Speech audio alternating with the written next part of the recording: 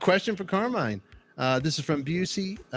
He wrote, I heard you were supposed to play on Paul Stanley's 78 solo album, but you only played on one song. What happened? Coming up, part 2 with Bob Daisley and Carmine Appice answering your questions. Question for Carmine. This is from Busey. He wrote, I heard you were supposed to play on Paul Stanley's 78 solo album, but you only played on one song. What happened? I played on more than one song, and they picked the best songs, But the song I played on was a pretty cool song. At the end, I did my Carmine drum fills, and every drummer that I've met ever since that that knew that era hit me up. What are those fills you're doing at the end?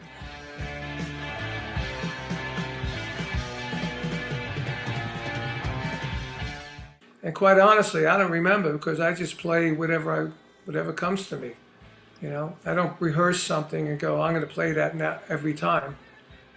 So I was doing some clinics one time. I had 5 clinics in a row, and the first 3 clinics, everybody asked me what those fills was. So I finally, the 4th clinic, I went to the record shop and bought the cassette. And I listened to it on my Sony Walkman. And sure enough, the next 2 clinics, they asked me what it was. And actually, I knew then. I could show them, But I didn't know what they were. But I did more than one song. But I just came in from Japan with Rod. I was like fried, I went right to the studio from Japan. So I know I played on more than one song. Over here. Right here. Bob Daisley. This is from Guitar Rocks 7776. Thank you, Guitar Rocks. What were your first thoughts of meeting Jake E. Lee? Since you've worked with Randy Rhoads on Blizzard and Diary, also, what was your reaction to the outro solo of Bark at the Moon? I like Jake. I thought he was a great player. They were very difficult shoes to fill when Randy went. And I thought Jake did an admirable job. A great job. He was an impressive player. And he played what Randy had played when we had to still do those songs on stage from those first 2 albums, as well as the Bark at the Moon stuff. Jake did what Randy had done, but made it his own and put his own little sort of slant on it. So I like Jake. We got on well together. We wrote well together, and I thought he was a great player. Very, very good player.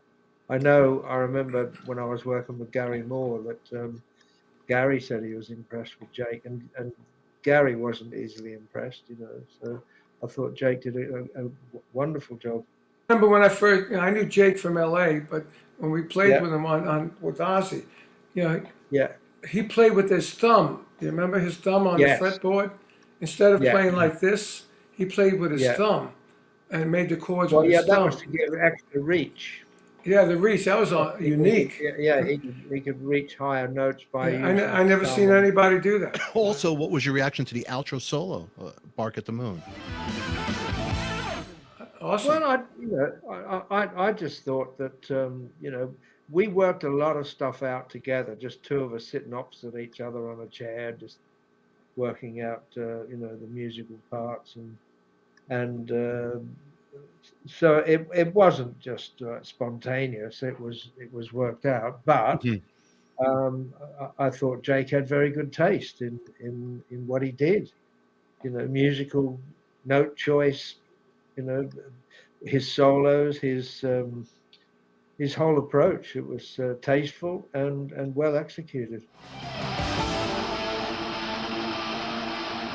I want to thank everybody for their questions and comments. And if you want to see this episode right now unedited, become a member right here on YouTube.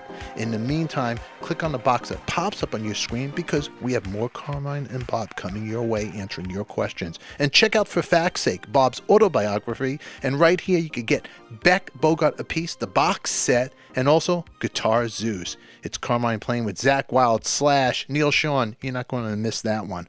We'll catch you all later. Thanks for watching.